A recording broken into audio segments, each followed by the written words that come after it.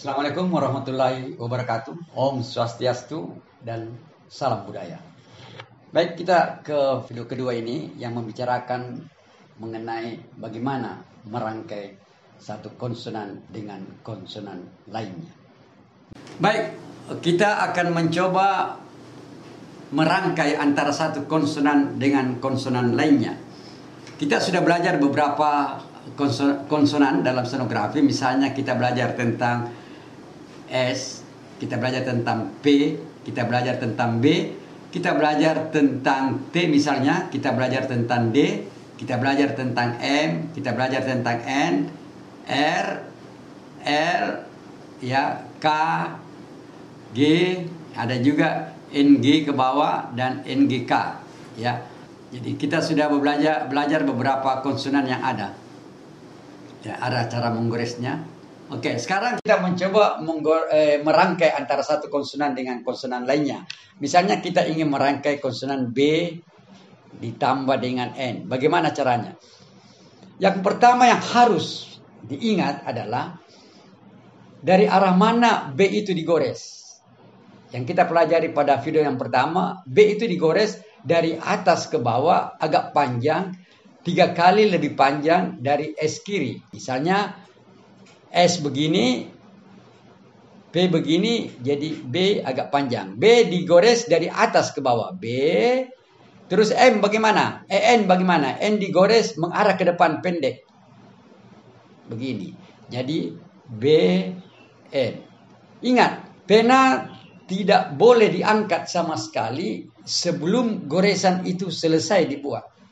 Jadi ketika kita misalnya ingin menggores B dengan L, maka sebelum L kita gores, pena tidak boleh diangkat sama sekali. Misalnya B, jadi B, L, L. Jadi tidak bisa B, baru kita stop, cari lagi bagaimana L, tidak. Ya, kita harapkan Anda sudah menghafal semuanya. B, L. Kita ambil lagi contoh, misalnya kita ingin menggores D tambah M. Jadi D begini, digores dari bawah ke atas, M mengarah ke depan, maka D, M. Tapi sebenarnya ketika stenografi supaya lebih cepat dia, maka goresan kalau D dan M itu orang bikin lekukan. Jadi D begini, M begini, jadi dia langsung D agak panjang begini. Jadi dia tidak lagi D baru M begini, tidak. Supaya agak cepat, maka langsung dibikinkan lekukan untuk memperlihatkan bahwa itu gabungan D dan M. Begitu juga D dan N. Ya, seharusnya D begini, N begini, maka kalau digores secara umum mungkin dia jadi begini, DN, DN. Jadi DN.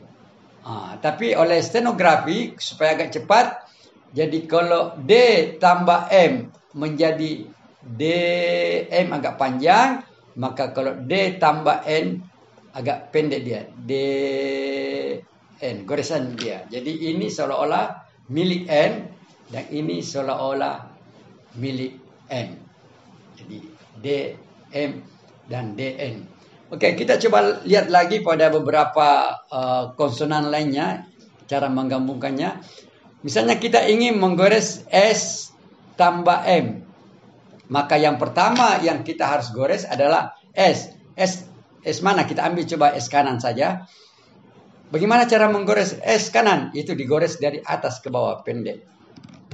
M bagaimana? Digores mengarah ke depan panjang, garis lurus. Bagaimana cara menggabungkannya? Cara menggabungkannya S, M. Mudah sekali. Mudah sekali. Yang penting Anda tahu bentuk goresan itu dan dari mana goresan itu dimulai. Kalau goresan itu Anda salah memulainya, maka yakinlah bahwa goresan Anda akan salah. Misalnya saja, kita ingin menulis B ditambah dengan T misalnya. Kalau Anda tidak tahu dari arah mana B itu, misalnya Anda menulis B dari arah bawah ke atas, Anda bisa bayangkan begini, baru T, Anda tahu mengarah ke atas, T begini. Padahal BT itu adalah B, T. Ini kenapa? Karena Anda salah menggoresnya. B bukan digores dari bawah ke atas, tapi digores dari atas ke bawah. B tambah T. Jadi, ya, coba lagi kita ambil. Misalnya D dan B. Kalau Anda menganggap D itu digores dari atas ke bawah, coba Anda D begini, baru B Anda tahu bahwa digores dari bawah ke atas, jadi B begini. Jadi padahal tulisan DB itu adalah DB, ya, DB. Kenapa? Karena yang pertama ini Anda salah menggoresnya. Seharusnya digores dari bawah ke atas, Anda menggoresnya dari atas ke bawah. Akhirnya salah. Karena itu yang harus diperhatikan baik-baik adalah dari arah mana goresan itu dimulai.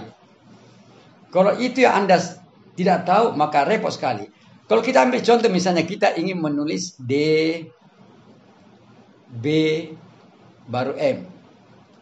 Ya, seharusnya itu D begini, B begini, M begini. Jadi D, B, M.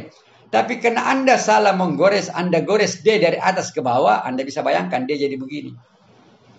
Ataupun kalau sudah benar D-nya, sudah benar B-nya, tapi M-nya kamu gores ke belakang, padahal seharusnya arah ke depan, Anda bisa lihat D jadi begini.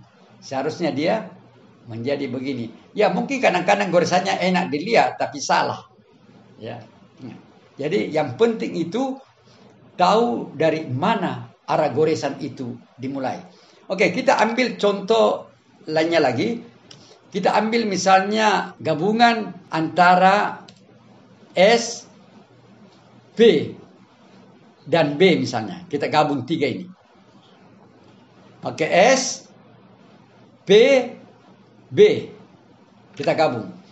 Jadi kalau kita gabung, jadi kita mulai dari S dari atas ke bawah. S, B, B. Jadi ini kelihatan ada beda, ini S, ini ada beda, ini P, ini ada beda, ada B. Sekarang muncul pertanyaan, bagaimana kalau goresan T dan D digabung yang sama-sama lurus ke atas? Misalnya T digores dari bawah ke atas begini, mengarah ke atas, D digores dari bawah ke atas juga begini 2 kali. Bagaimana cara menyambungkannya? Karena tidak ada pembatas. Kalau ini kan seperti yang saya sampaikan tadi, kalau ini ada pembatasnya SPB. Tapi TD kalau kita gabung TD itu dia jadi agak panjang begini.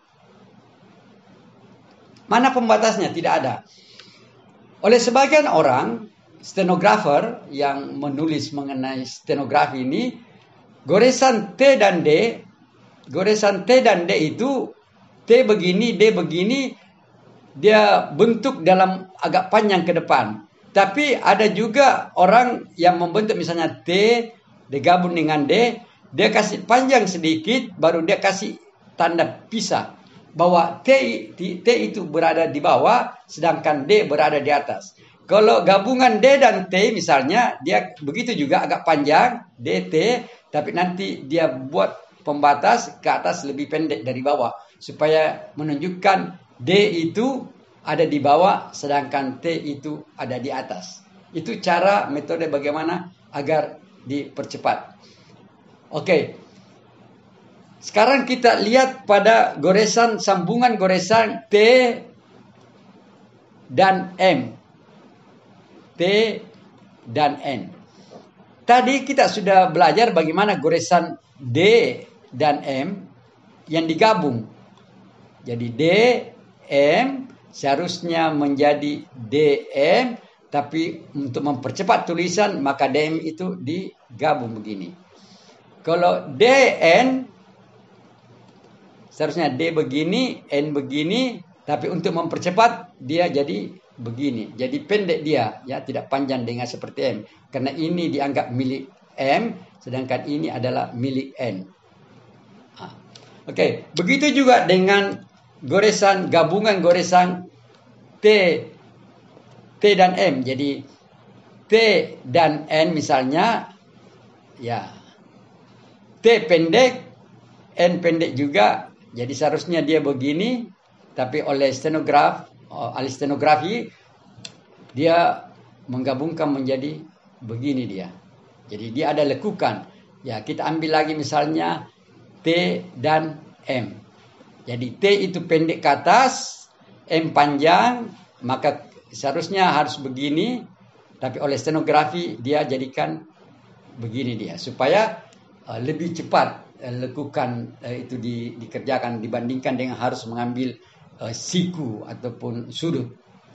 Jadi T dan M. Oke, demikian tadi beberapa cara, metode yang digunakan bagaimana merangkai satu huruf dengan huruf konsonan lainnya. Yang ingin saya tekankan bahwa yang pertama adalah jangan sekali-kali mengangkat pena sebelum goresan itu selesai digores. Yang kedua, harus diketahui dari arah mana goresan itu dimulai. Ya, saya kasih lagi contoh terakhir, ya misalnya kita ambil goresan T, L, dan R untuk memperlihatkan bagaimana pentingnya Anda mengetahui arah goresan itu dimulai, supaya goresan Anda tidak salah. Walaupun Anda menggabungkan beberapa konsonan. Oke, jadi T begini, L begini, R begini. Jadi digabung itu menjadi T, L, R. Jadi pena tidak boleh diangkat sebelum selesai menggores apa yang kita ingin goreskan. Baik, demikian tadi bagaimana cara menggabungkan antara satu konsonan dengan konsonan lainnya. Mudah-mudahan semuanya paham. Dan apabila tidak paham, silakan beri komen pada video ini. Dan jangan juga lupa akan like dan subscribe. Untuk video berikutnya akan berisi tentang huruf hidup dalam stenografi Greek. Terima kasih. Wabillahi taufiq wal hidayah. Assalamualaikum warahmatullahi wabarakatuh. Merdeka!